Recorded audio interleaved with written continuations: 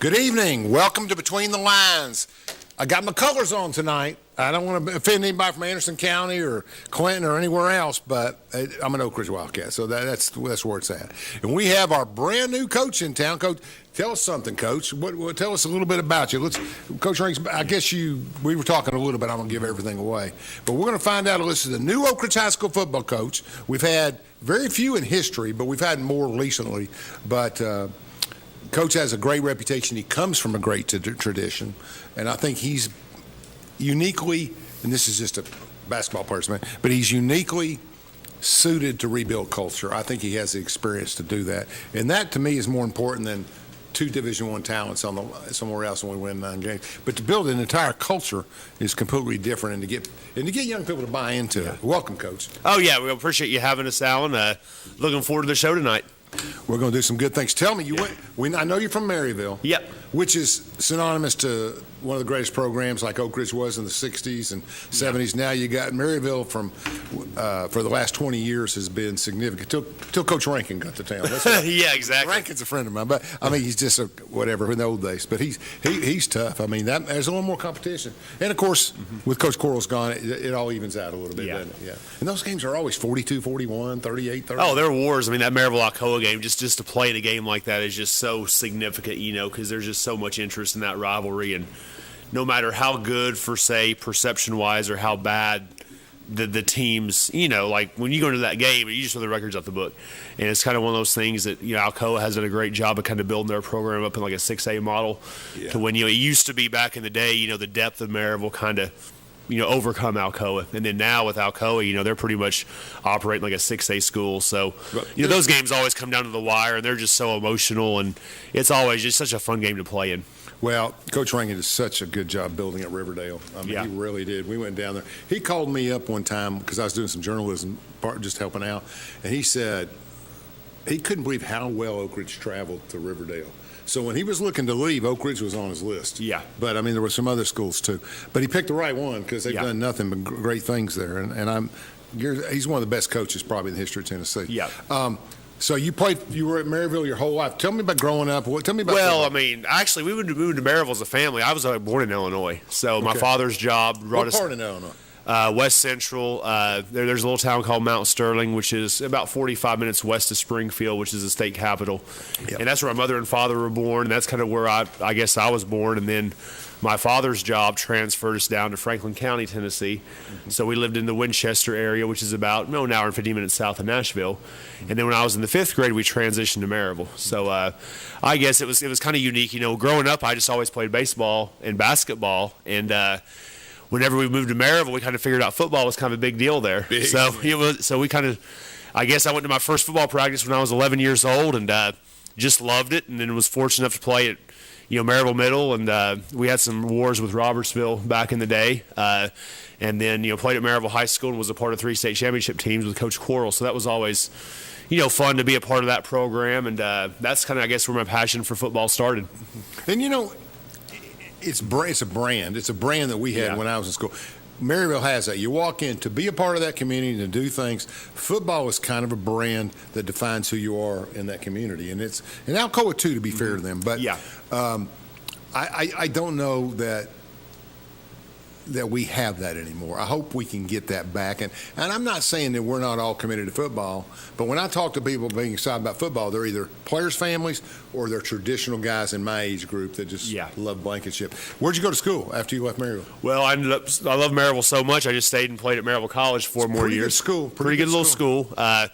And that's, like I said, I wasn't the biggest or fastest or strongest high school player, so we ended up playing at Maryville College 4 years, and that's kind of where I got my degree in math education. When year did you graduate from high school? 2003. Okay. So I graduated from high school in 2003, graduated from college in 2007, and, just still wanted to be involved in the game. Sure. So I guess I kind of made that decision when I was in college to obviously keep the coaching window open, and just started out coaching as a 22, 23-year-old young man and have just fell in love with the profession ever since. So it's kind of been it's been a fun journey that kind of brings me to Oak Ridge this upcoming year. Well, let me brag on you a little bit. You went to Maryville College, which is recognized as one of the better academic private schools in the state, and that's why you teach mathematics. Well, I mean, I've always liked numbers myself, so I wouldn't. It's a profession, yeah, isn't it? it is, and I've always been good in math, and that was kind of a strong suit of mine growing up and in my own schooling. So it was kind of one. But of those, I think kids need to know that there's within the athletic community, just kids that I mean, Joe taught history for years. yeah. Don't get him going on the Kennedy assassination. But, I mean, he's taught for years, and you've bringing math into the table. It's not like all I do is coach football. I've got a career, and I want to set examples for people, and that's exciting for me. So you get out, you get a degree from Maryville College. And I got a lot of stories over there, but you got that done. You get out, so you decide you're going to go coach. Yep, decided I was going to go coach, and actually started up the road here. Spent 2 years at Anderson County with Coach Kerr. We all and know it was kind of one of those things.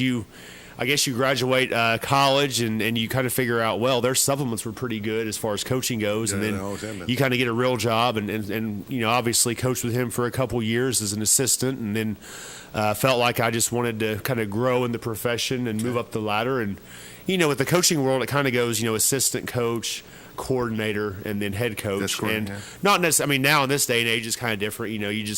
I think it's kind of sometimes when you're looking at different positions and stuff based off the school that you're at. But I was an assistant coach for 2 years there, and then moved on to be a defensive coordinator at South Dual with Coach Duncan. Would you call yourself a defensive guy? Early on, I was. So early on, I felt like I was a defensive guy. Really wanted to bring the enthusiasm and the excitement to practice, and had a very physical mindset when it came to coaching. So then it's kind of funny. It's kind of funny how I switched over to offense. We'll get into that here in a second, but.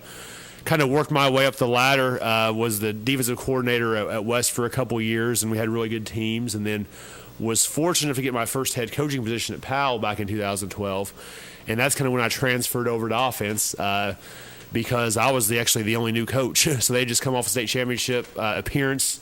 They lost to Henry County, and then Coach Lowe decided to take a year off. So I just kind of assumed his role. So I went from calling defense to then calling offense at Powell, and with crazy expectations. So that's kind of how I transitioned to that side of the ball. So you were at Powell for 1 season, yeah. Just take me up to the present. Up to the present. So then I went to Carson Newman for a year. Obviously at Powell, had a situation come up, whatever, and then went to Carson Newman for a year. Out in the college game. Did you coach? Who was head coach? Coach Sparks was the head coach there. Yeah, quite a legend, isn't he? Yeah, he is. Coach Sparks, obviously a phenomenal mentor to young men first and foremost. He absolutely. When you talk about well-rounded programs, obviously he was on top of using football not only to build success but also as a ministry. And just saw kind of how he cared about kids and their. He just had a ability to touch every kid, especially that kid that may have been from South Florida or may have been from somewhere and didn't really have a whole lot, and they were up there just for their passion of the game, and he kind of opened the doors up and brought them in, and it was also a hard-nosed coach as well, though. I mean, it wasn't. Obviously with the success that he had, you have to be that way. He had a reputation for helping kids that dropped out of D1 or had trouble and got suspended or something, and they would bring them back in. And he'd say, "Look, here's the rules. You do this, this, and this, and you'll play here." Well, that was the thing, and that was kind of the whole. You want to give kids as many opportunities to participate in the game as possible. Sure. And he was great about that, about maybe getting some kids in that had some issues somewhere else, but then they were given the opportunity to come to, I guess, little old Jefferson City, Tennessee up there and play for a phenomenal, nationally well-known college football program. That is true. So you progressed on. Let's go from Powell. Where else? You coached at Powell how long? 1 year, yeah. Okay. And then I was at Newman, and then ended up taking a head job at Dresden High School, which is out in Northwest Tennessee. So I moved across the state, and it was kind of funny. Took that position, didn't really know a whole lot about it, but we were able to have a lot of success there. We ended up winning the 2016 state championship in 1A, so we had a good little run there. And then a good buddy of mine recruited me back to East Tennessee and took the GP head coaching position. That was kind of a pay raise for me, and just kind of felt Gatlinburg Pittman. Gatlinburg Pittman. So I was up there for 4 years, and we had kind of, I guess in my opinion, we had the 4 year the progress we made. We were winning 9-10 games a year, but ultimately it was hard for us to close the gap with Alcoa, a team that you've mentioned earlier. They just were on a different level. So after 4 years there, I had a chance to go to Mississippi at a big private school with a buddy of mine, and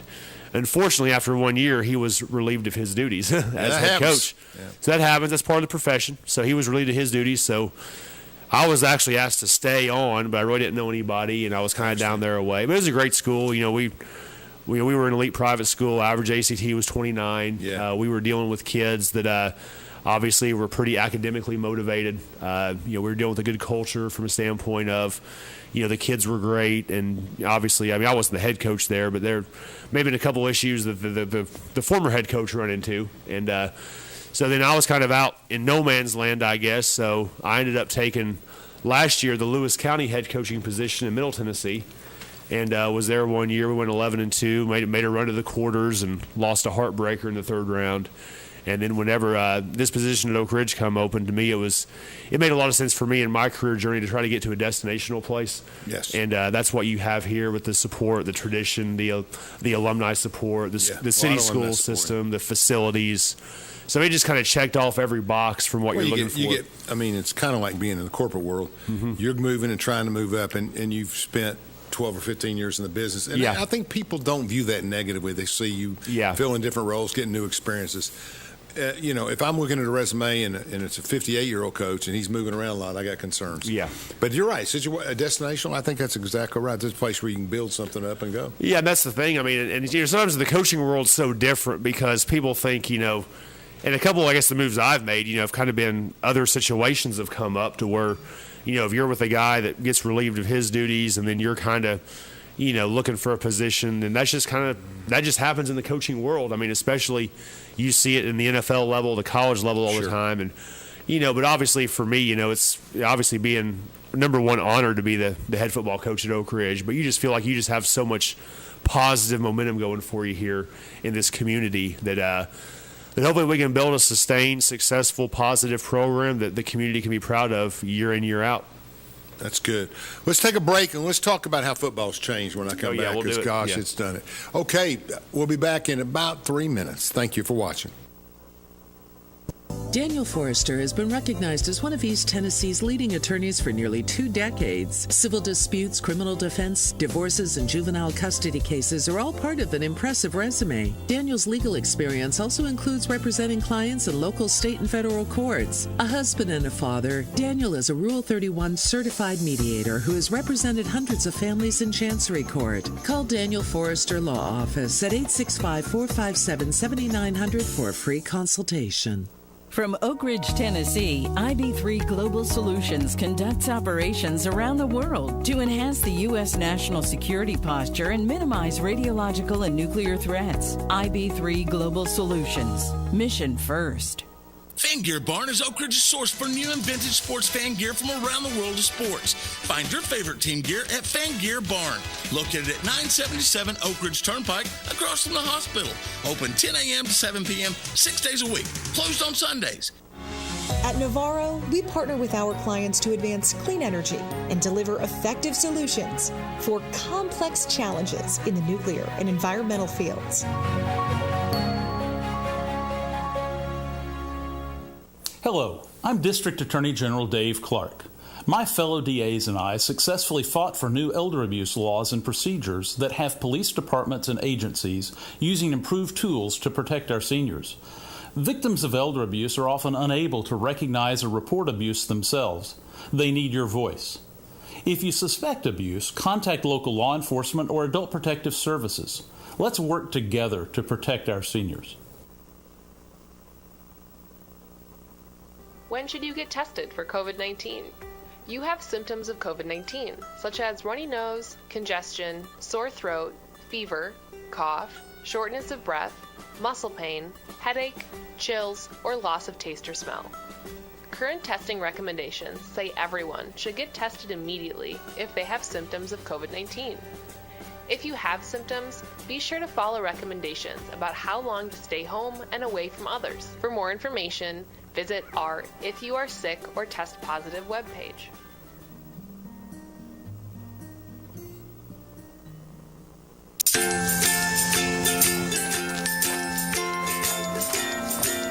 All right, crew, let's get started. All right.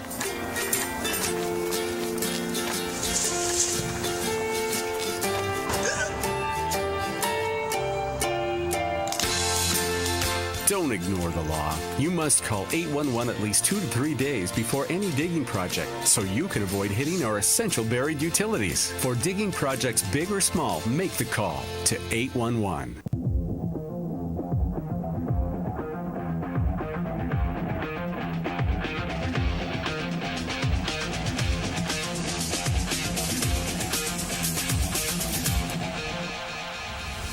Welcome back. We're talking to the new head coach of the Oak Ridge Wildcats, still recovering from that knee problem.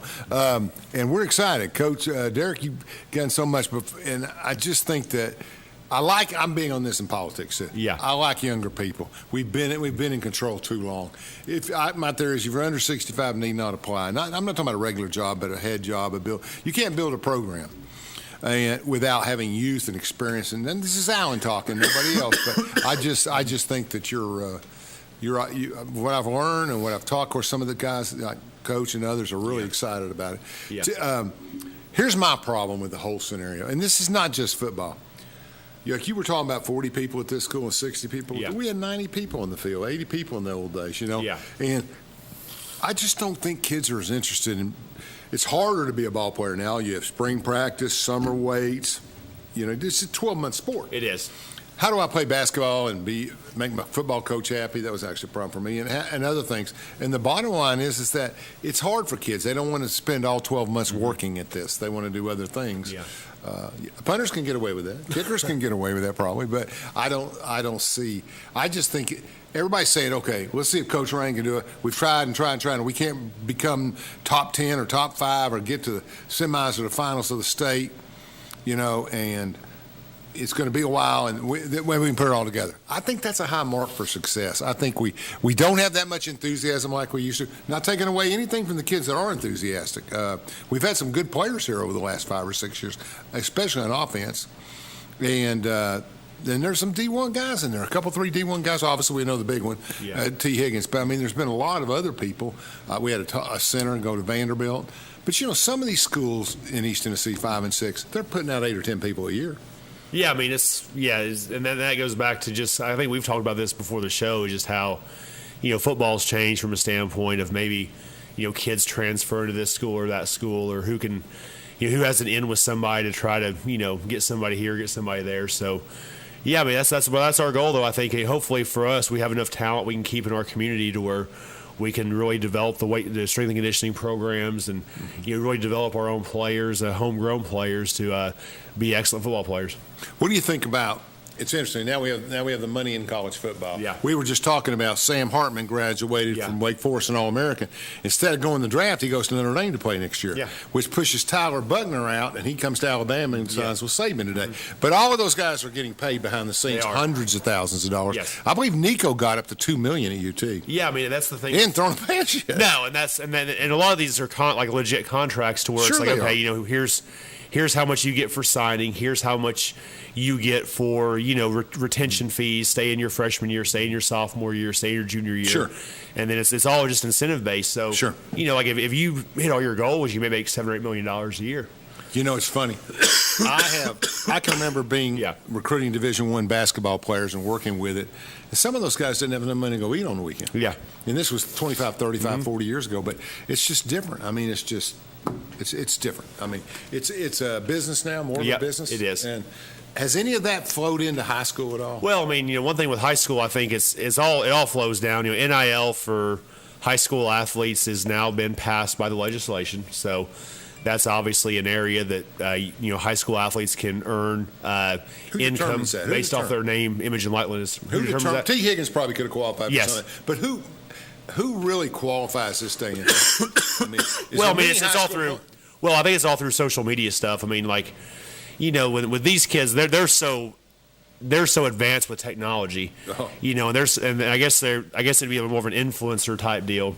If you have a kid promoting a product, via social media, they're all kind of concerned with their followers and with Instagram and Snapchat and Twitter and TikTok and all this stuff. So to me, that's kind of where your college athletes and high school athletes potentially could play a role. So if I'm a running back at Clinton High School or a running back anywhere, and I have 500,000 followers on my you're probably going to have a nice NIL contract from somebody. Yeah. Because, it's all, and that's the thing with, I guess what determines it, your TLSAA, which is our governing body, Sure. they passed the legislation that basically says that you can do that. Now, one thing they did pass, though, is they say that they don't want the students in school apparel while they're influencing or earning money. So it's not like they can wear like their Oak Ridge stuff. They'd have to be kind of a neutral, cloth or a neutral outfit type deal.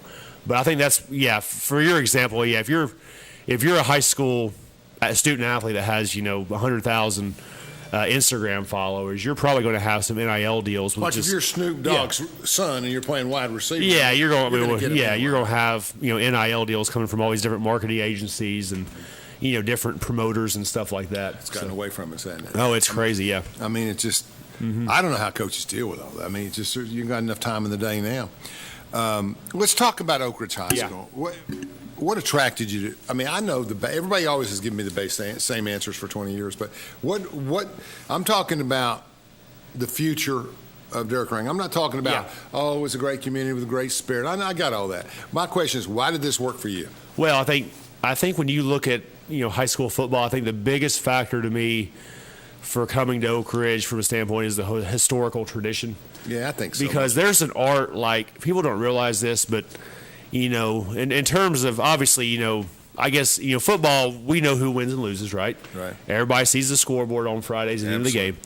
And there really is an art and a mindset to winning. Yes. And that's really, really hard. Like, when these guys now take over college positions. Right. If they have the support with their school president, their administration, they can basically cut all the players, go recruit new players that fit their philosophy, and they can flip, I guess they call it flipping a program overnight. Well, in high school football, you really can't do that because we're community-based. That's cool. So you just can't, remove all the kids. Your resources are set. Yeah, I mean, you just can't remove all the kids from Oak Ridge High School and say, okay, we're just going to go get new kids from somewhere. No. The kids that live in the city are going to go to our high school, and what I've seen so far, just in my short time, is that the kids here really get excited for working out, lifting weights, practicing for Oak Ridge football because they probably had somebody in their life who has been a part of this, whether it be in the 50s, 60s, 70s, 80s, 90s, whenever. There's some connection to somebody in the past. And I think that when you have a pride, when you have a traditional pride type deal, to me it matters more on Friday. Like a loss may hurt more than if you're in a community to where there's really no tradition. So I think, So, I mean, I think that to me, that was a big no-brainer because, you can also you can the have expectations success. of you go higher. Yeah, I mean, we always, I guess everywhere I've coached, I've always tried to put high expectations on myself. Yeah. And some guys in high school don't do that. Some guys understand that, their teaching job, like for me being math, I mean, I'll probably always have a teaching job somewhere because I can teach math and I've done a pretty good job at it. What subjects you teach? Well, what I've primarily done is geometry and statistics, but I think next year I'll be doing Algebra 1. So my son is a junior, and he's got statistics AP. Oh, yeah, he AP stats, yeah. Yeah, and he with just... Coach Froning? I said... Just take something different. I had stats in college, hardest course I had. Oh, really? I said, that's the fun. Stats is the fun course, I guess. But he likes. I hear the crowd cheering. You're right. Yeah. But I mean, it requires it requires a different skill set. Very different. Yeah, AP stats is an entirely different, I guess, math subject than what when kids think they're taking a math class. Okay, I'm gonna have all these problems and solve for X, solve for Y, just do all these problems. But stats, you're actually having to read. You're having to use inference tools, so you're having to. The math part is not overly difficult. It's just knowing what math part to do. There's a lot of reading and a lot of interpreting in those problems. But yet, math was this exposure to that stuff. Yeah. Math was his highest ACT score. Awesome. So that was mine too. So it was mine too. Of course, crayons in those days were bigger. I mean, math was always something that came natural, but. I didn't want to do all that stat work and everything, so I got into the social sciences, which I enjoyed. That's interesting. I think that we'll come back, but I think that I want to talk about when you looked at your guys and you think positive and you do everything you're supposed to, what were the biggest surprises and the resources available to you? We'll be back in 3 minutes. Thank you for watching.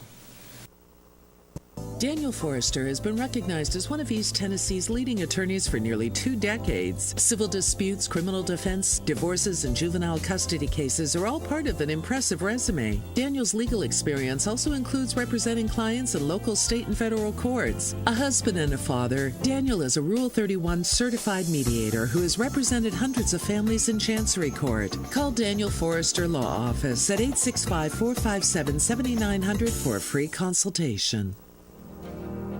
We should never lose sight of our health. To keep moving forward, let's not forget everything we've learned. Limit the salty food options. Make your own daily exercise routine. And always receive regular checkups. More than anything, we have learned how important these small steps can make a big difference. So we can all continue to move forward together.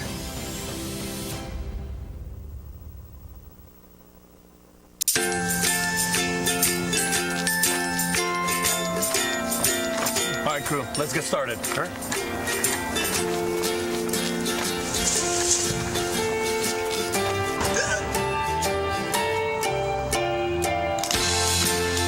Don't ignore the law. You must call 811 at least 2 to 3 days before any digging project so you can avoid hitting our essential buried utilities. For digging projects big or small, make the call to 811. From Oak Ridge, Tennessee, IB3 Global Solutions conducts operations around the world to enhance the U.S. national security posture and minimize radiological and nuclear threats. IB3 Global Solutions. Mission first.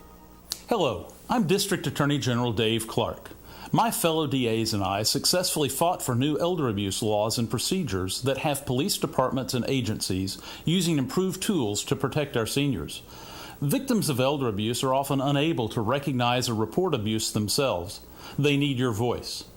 If you suspect abuse, contact local law enforcement or adult protective services.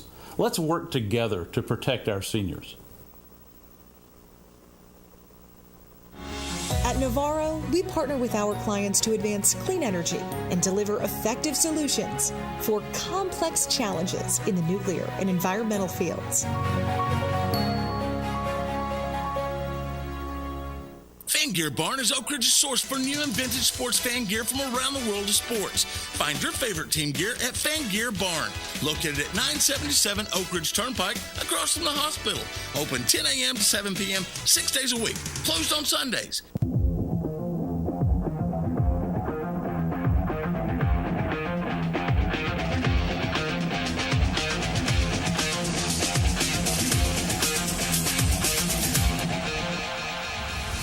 Welcome back to Between the Lines. We're talking to Coach Ray. Coach, we talk about winning and championships. I love the new Charles Barkley commercial. Charles is sitting there talking to his younger self, and he says, "How many championships am I going to win, Big Chuck?" He says, and he goes, "Don't tell me. I want to be surprised." He says, "You're going to be surprised." I mean, yeah. Never have won one, but I think the expectations are always to win the state championship. Got to be. And and it's pretty simple. You got to win 4 or 5 games in a row. Yeah, I mean it's easy to talk about it. Yeah, that's right. It's hard to do because I mean there's so many variables that come into play. When you talk about winning 5 straight playoff games in 5A in 5A 6A high school football, traditionally the classifications Oak Ridge has been on, it takes a lot of work. It takes a lot of commitment. You have to have the right pieces.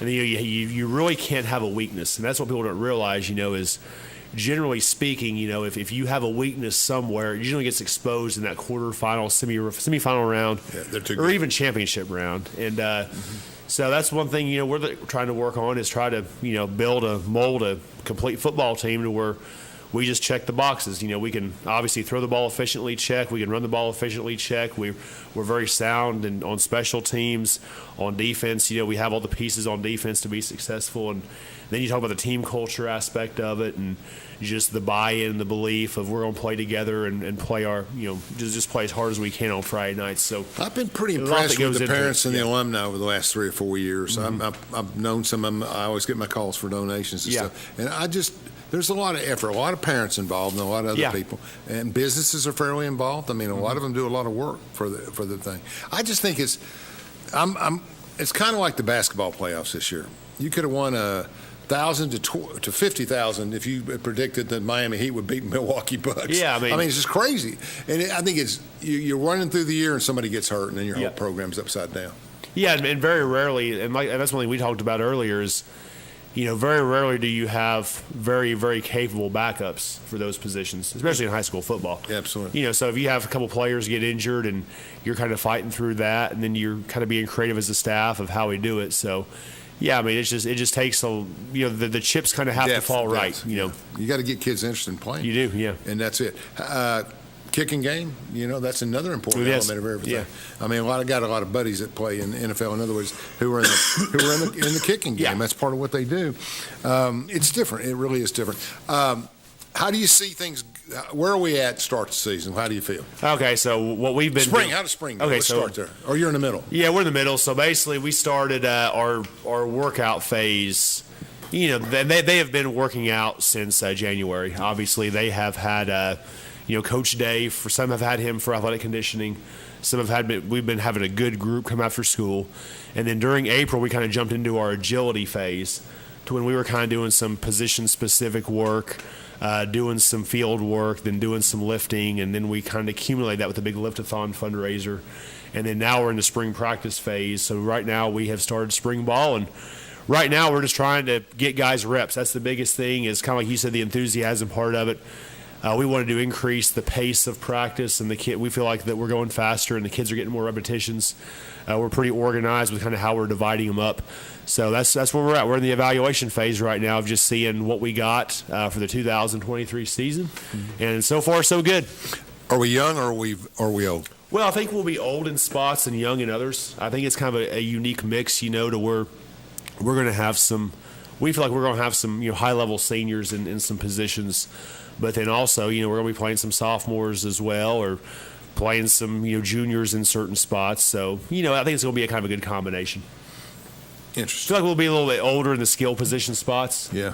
From what we've seen so far. Now, some players obviously have maybe you're still in a track or a baseball, so you've really not done a whole lot with them. But we feel like the skill positions are going to be older players, and maybe some of our linemen, per se, will be guys that we'll have a couple of years with. We competed well last year in a lot of games. Yeah. We really did. We competed exactly.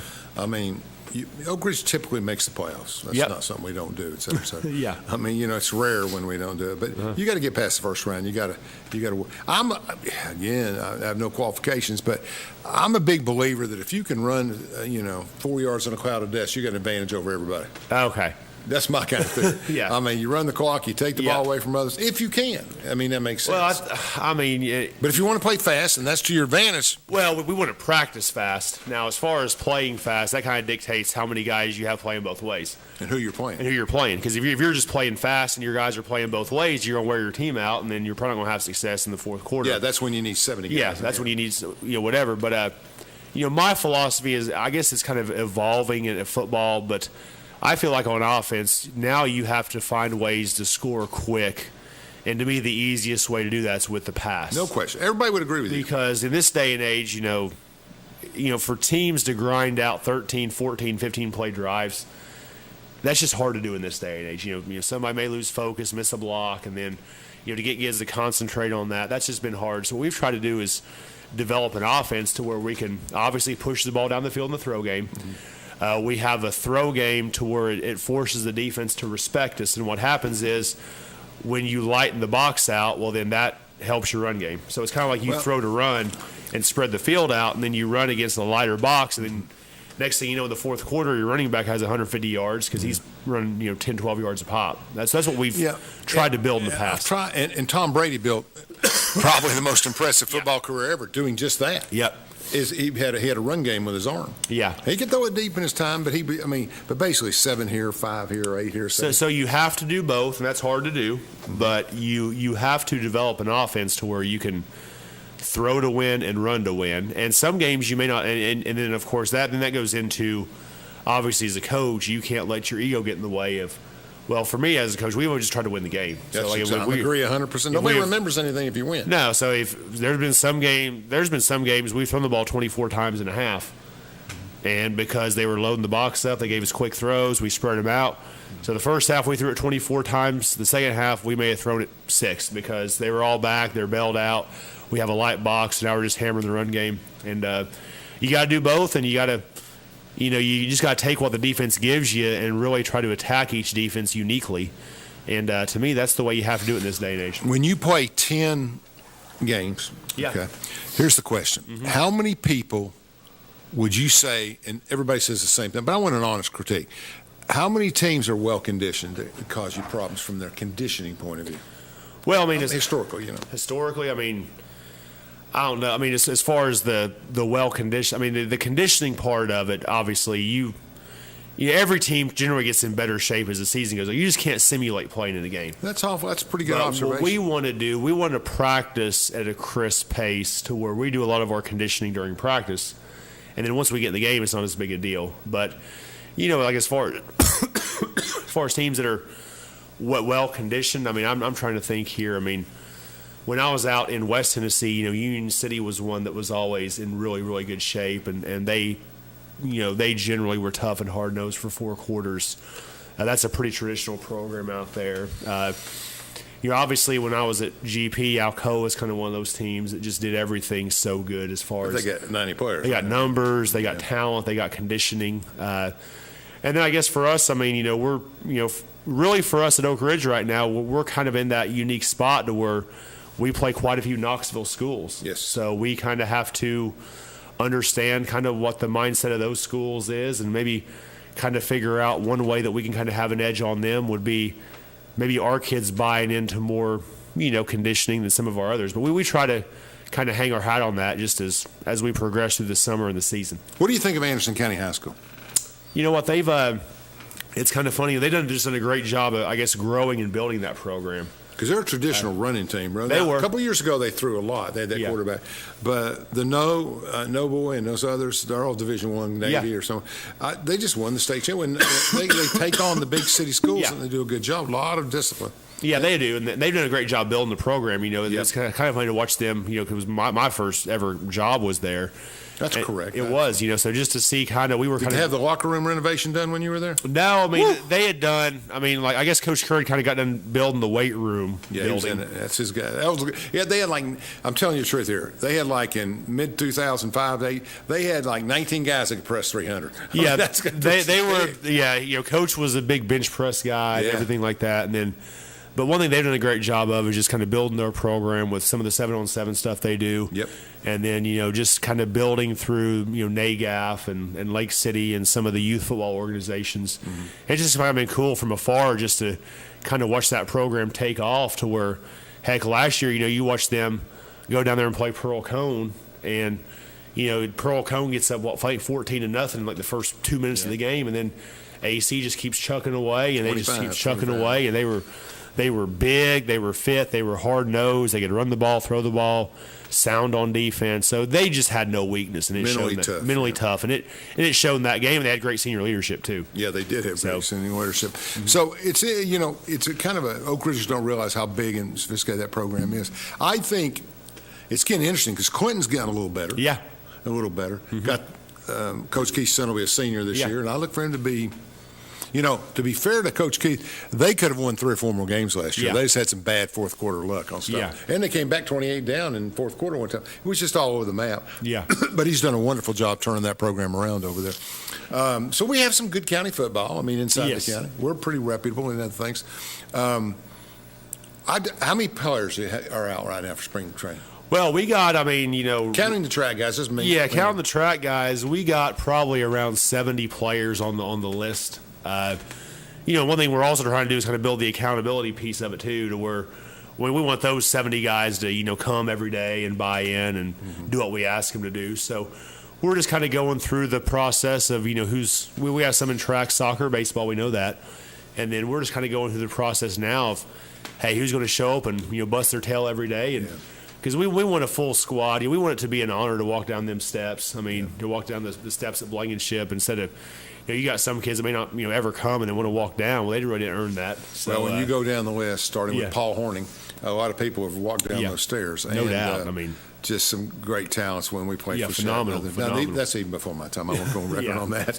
But so it's been great. I think that I think every coach has to determine what his brand, not just the brand of the team, but what he's known for and what he goes. Where did you play when you played football? What position? Well, I mean, I was a linebacker. Oh, yeah. I was kind of a linebacker. Kind of built like a linebacker. Yeah, I was kind of off the ball linebacker, so that was kind of my niche. Was to really wasn't linear speed fast enough to be a running back. So I was kind of just have a natural build fit linebacker. I got that makes sense.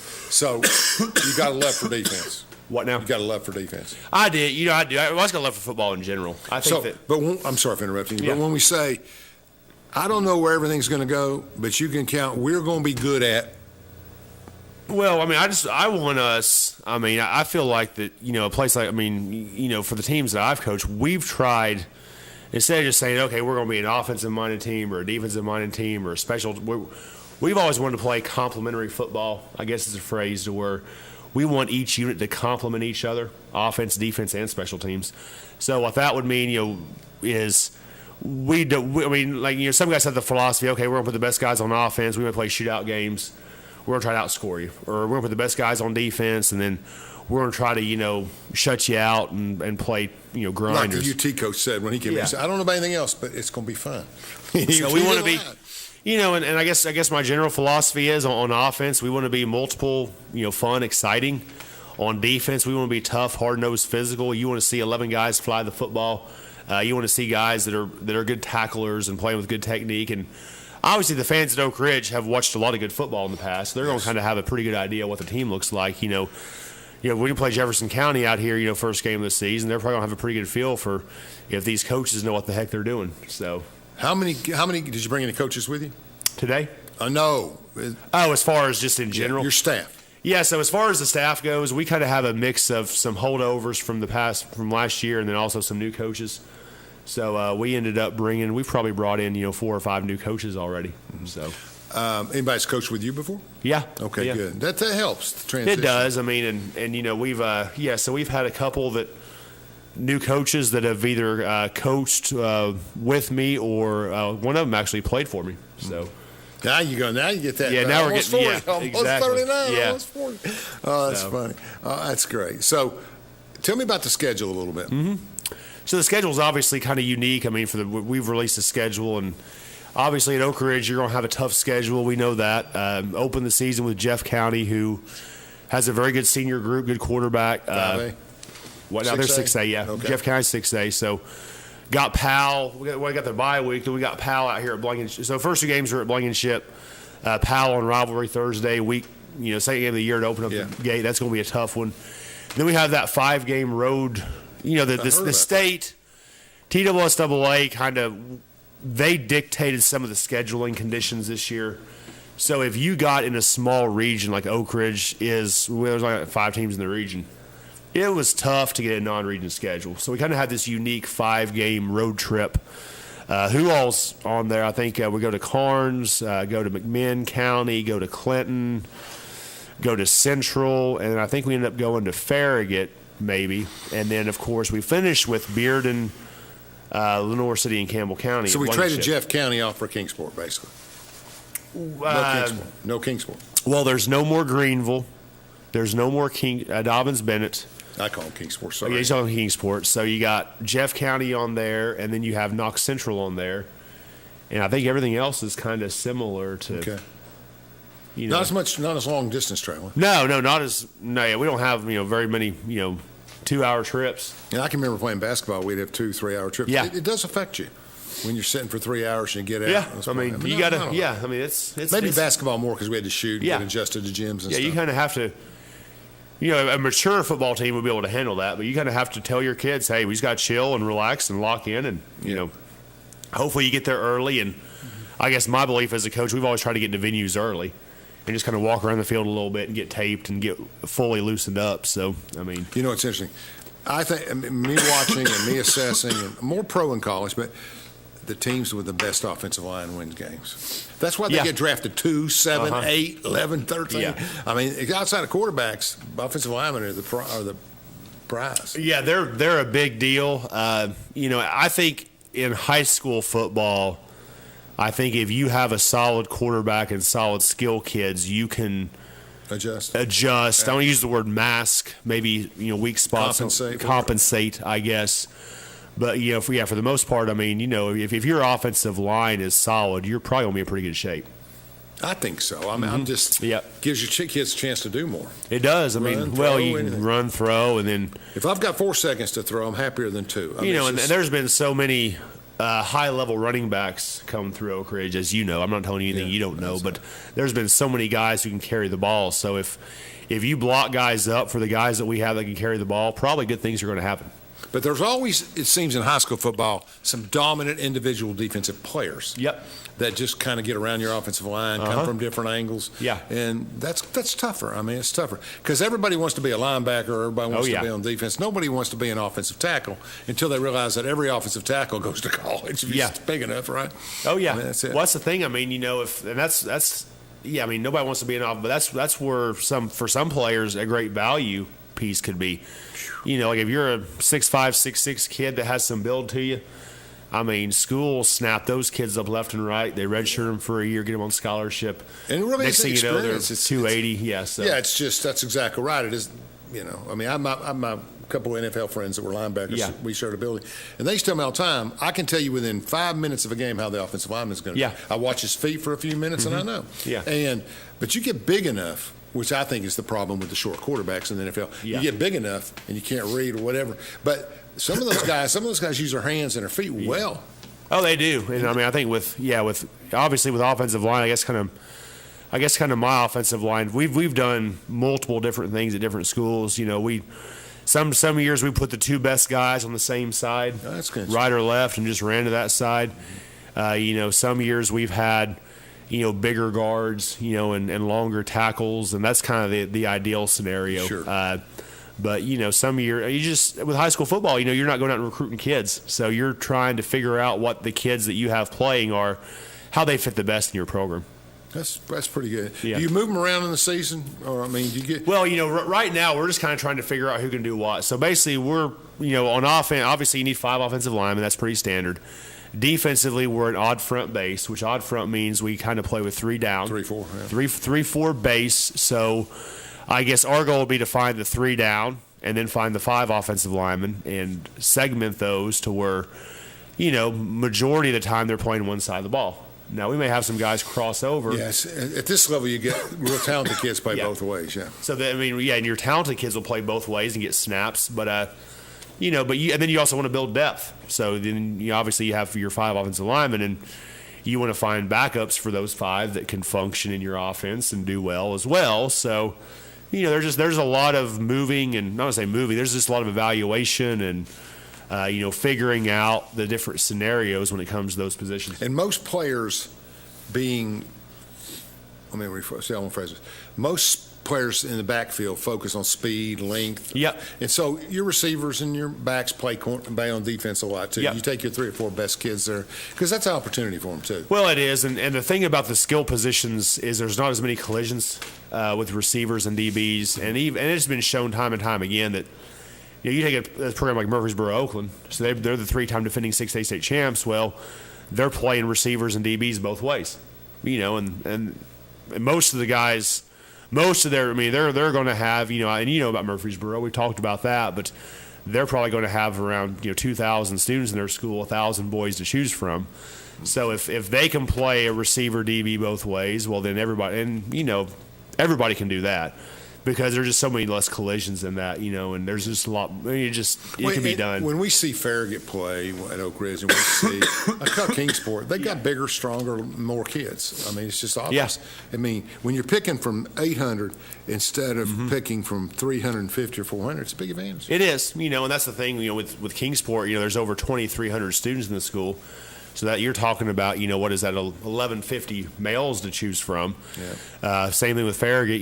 They're probably sitting around 2,000 students. That's 1,000 boys to choose from. And you draw people from other schools. If you're the leading school in the county and there's 2 or 3 good schools, they're going to go to the school back here, Coalfield, they recruit kids from everybody in the county. But you have that option when you're inside the county, right? Let's take one more break, Chandler, and then we'll come back and close it up.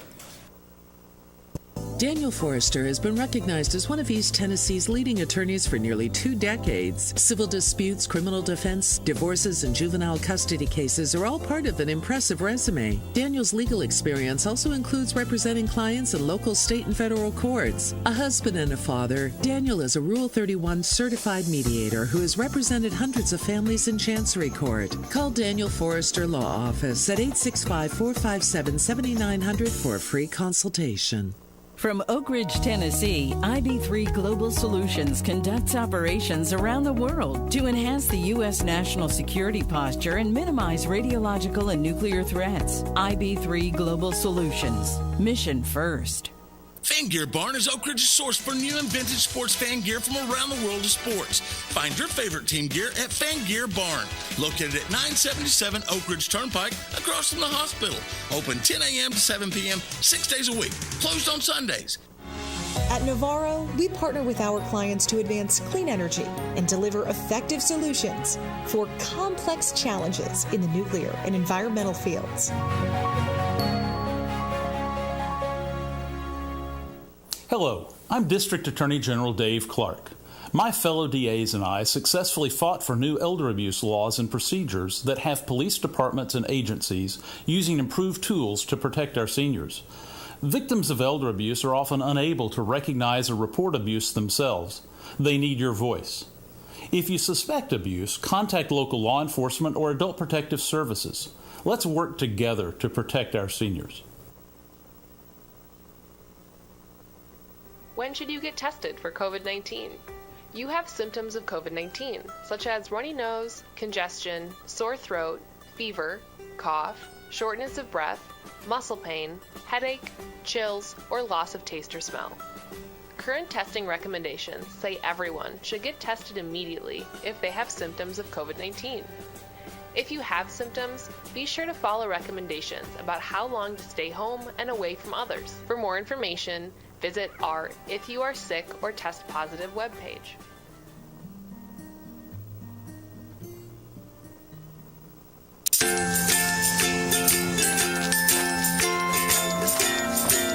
All right, crew, let's get started. All right.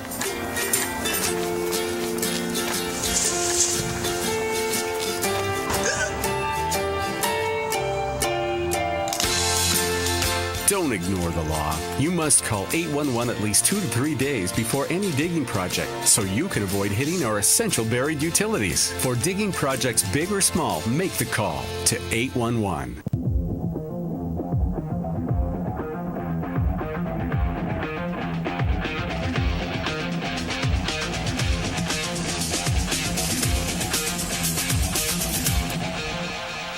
Welcome back.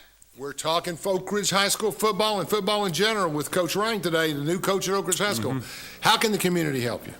What do we need to do? I mean, it's just obviously support, number one. I mean, I think that when you obviously play a game and there's a big crowd there, the kids feed off that energy. With help out with the different fundraisers. Obviously, we are have a full, sufficient booster club that has different projects going on. We're all right with that. So we're all right with that. And then I guess just the biggest thing is the encouragement part of it. You see somebody out, hey, you see somebody, hey, you play football? They say, no, well, why not? Go find Coach Ring, so. And just be supportive. Obviously, we can't make everybody happy in the community, but we're going to try our best to, run the best program that we can do. And I just know that when everybody's kind of rowing the boat in the same direction, it moves better, it moves better, and good things tend to happen versus everything being fragmented off and segmented off. So that's a big thing. Just support the kids, support the program, and just try to help out whatever you can, and by any means you can. I think the 70 is a good number to start with. I think you've got some kids out. We do. We got some kids out, and we want them to stay out. We want them to enjoy what they're doing, and for the most part, I think that and we've tried to just obviously make practice fun from a standpoint of just kind of get out there, let's be up tempo, quick paced, and let's try to have a nice year-round weight program. And I think if you do that, then kids kind of gravitate towards it, and they can kind of bring some of their friends in, and a lot of kids like the accountability piece of it. A lot of kids like being part of something. They like being held accountable, and they like, like for me, that all the kids we have, when you can kind of talk to them in the hallway and know their name. And it took me a while. We had a lot of kids, so when I first come to Oak Ridge, we go on spring break, and it was kind of like, oh, who's that kid again? But you just want to try to pretty soon build you'll a be able to relationship. call them number 12 and number 8. Yeah, hey, you number 32, come here. Well, I'll give you some great But for the most part, we got I just know myself. I have most of the names down already, so I'm tickled to death about that. Yeah, some of the traditional great football. Oh, yeah. Somebody go give me number 8. Yeah, that was a great basketball. Hey, you, come here. Hey, Offer Up was famous for that in Kentucky. We had a lot of that stuff. Lightning round. Let's do a little lightning round here. See what we got. Oh boy. Okay. Toughest team you'll play this year? Guessing. Everything's a guess, folks. Toughest or most biggest team. challenge. We'll use some. Biggest challenge. I'm going to say probably as far as our 10 games. Yes. Probably between Powell or Bearden. You think they're that much better than Farragut at this point, or the bigger teams? I think that Bearden and Powell on paper next year will be better than Farragut, but that's just my opinion. Yeah, I mean, that's the problem. And somebody could be better than them and not and be a bad matchup for you. Yeah, well, now we're going to scrimmage Maryville the second scrimmage, so that'll be fun. But, Maryville's kind of maybe not been as dominant as they've been in the past. Yeah. So that'll be a good test for us. Farragut Central's been more prominent than some of those things. I mean, Central. They play defense. Yeah, Central's got some pieces coming back. So, but I mean, with our schedule, heck, every game is going to just be. There's going to be somebody on the opponents we got to watch out for. Yeah, I got that's a good answer, et cetera, et cetera. You got a break with Joe Gaddis. That was a good break. You got a break there. Joe can sell, and I think Joe is really highly confident of you, and he feels really good about it because. In the old days, you wanted to hire the guys who won 5 state championships and you just automatically. But today it's program building. It's everything we've talked about, and you have a record of that. Won a state championship. You've been there, and I tell you, a single A or double A championship sometimes are more fun and more competitive than the big ones. Well, I think the fun thing for me, from just being to coach the asshole is I've coached the 5A ball being at Powell when you have 119 players on the roster, and then I've coached 1A, 2A, 3A. So I guess I've been through all these different situations to where having a lot of kids on the roster. I've been, I guess, very adaptable to planning programs just based off the specific needs of that. Because like right now, we're hopefully going to carry over 100 kids in the fall when the freshmen get here. Mm-hmm. Well, that's what we had at Powell. At Powell, we had 111 players on the roster, and we were having to. For home games, not every player could dress out. We were using 1 through 99. Mm-hmm. Every number, I'd go in there Thursday morning and put the dress list up, and every number we had was being used. So I mean, you have that responsibility, and then you just see so many different things. 1A, 2A, 3A, 5A. So we feel like that we're going to have a good plan to what fits Oak Ridge the best going into 5A ball to be state championship contenders every year. You got to want it. You got to want it. You got to want it. It's got to be a priority as a player in any sport. Yeah. It doesn't matter what sport it is. You got to want it bad. And so, you do. And coaches create that environment. They really do, and I appreciate your efforts to do that. There's got to be a pride thing, and one thing we've tried to do is we've tried to, push the kids so hard that hey, when you work hard at something, you kind of want it a little bit more. When you've been going through all the spring practice stuff and all the hard practices and then all the summer workouts. Now, at Oak Ridge, it's unique because we really don't have much of a summer break, as with school starting back up in July. So, but, you want to create that environment to where it means something on Friday night, to where, like it was always fun. And I know it's different here at Oak Ridge, but at most schools I've been at, we've always washed the laundry in the field house after games. And it's kind of unique because the better teams that I've had, we've had a lot of good teams, but, I guess a couple of years as a head coach, we weren't up to standard. But when you have a really good team and you're washing uniforms, you just feel the sweat.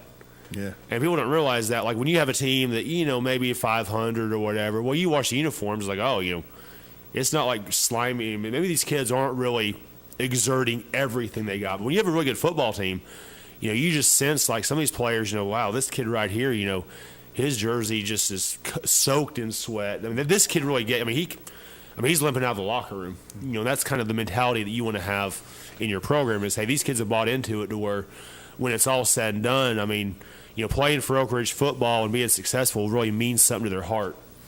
Well, Coach, we're excited.